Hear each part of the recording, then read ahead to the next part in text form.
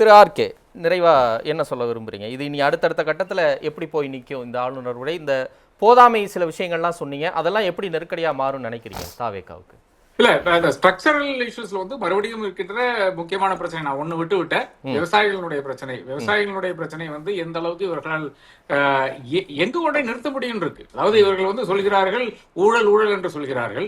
இப்ப ஒரே ஒரு சிறிய ஒரு உதாரணம் கூறணும்னால் ஒரு ப்ரொக்யூர்மெண்ட், அதாவது அரசு கொள்முதல் செய்யற இடத்துல இப்ப நெல் கொள்முதல் எடுத்துங்களேன். நெல் கொள்முதல் அங்கேயே வைக்கிறாங்க. இப்ப இன்னைக்கு மழை பெய்ந்து விட்டால் அந்த நெல்லினுடைய அந்த ஈரத்தன்மை மறுபடியும் அதிகமாகும்.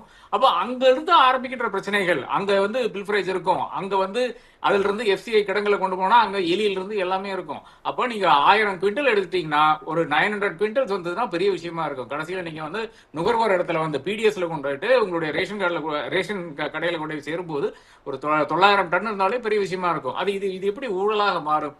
அப்ப இந்த மாதிரி பல விஷயங்கள் இருக்கின்ற புரிதல் இல்லாமை, அது ஒரு தன்மையை, அதாவது ஒரு பெரிய ஒரு பொருட்டாக இவர் எடுக்கவில்லையா, இல்ல படிக்கிறதுக்கான மனநிலை இல்லையா எனக்கு தெரியல.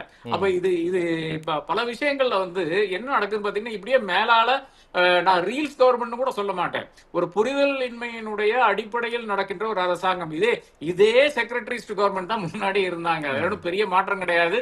ஒரு 2-3 செக்ரட்டரி திமுகவுக்கு ரொம்ப க்ளோஸா இருக்கின்ற 2-3 செக்ரட்டரி. ஒரே விஷயம், ஒரு மாதத்துக்குள்ள குடான் கட்ட முடியுமா? அப்ப இந்த 5 குடான் கட்டாதது யாருங்கிறது நீங்களே புரிஞ்சுக்கீங்க. நீங்க 2 பேரும் சண்டை போட்டு இருந்தீங்க, ஏதோ பேசிட்டு இருந்தீங்க. தயவு செய்து கொஞ்ச நேரம் இருங்களேன். அப்போ நான் ஸ்ட்ரக்சரல் இஷ்யூஸ் பேசிட்டு இருந்தேன். தயவு செய்து நீங்க சண்டை போட, நீங்க அரசியல் அங்க பண்ணிக்கீங்க. சோ என்னை பொறுத்தவரை விவசாயிகளுடைய பிரச்சனைக்கான இந்த தீர்வு எங்க வரப்போகுது? அதாவது முழுக்க இங்க கஜானா காலி என்ற ஒரு இடம் எங்கேயுமே இல்லைங்க.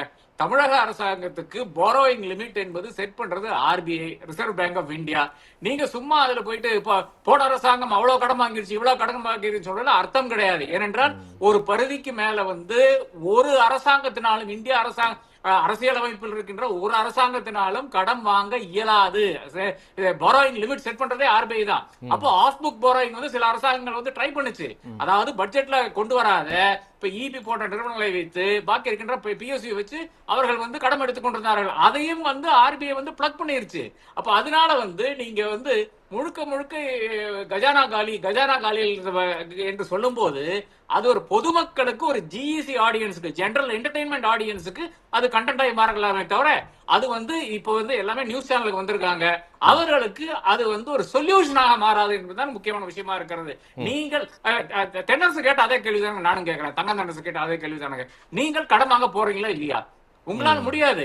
அடுத்த அரசாங்கம் முடியும் போது டெஃபினட்டாக 20 lakh crores இருக்கும்.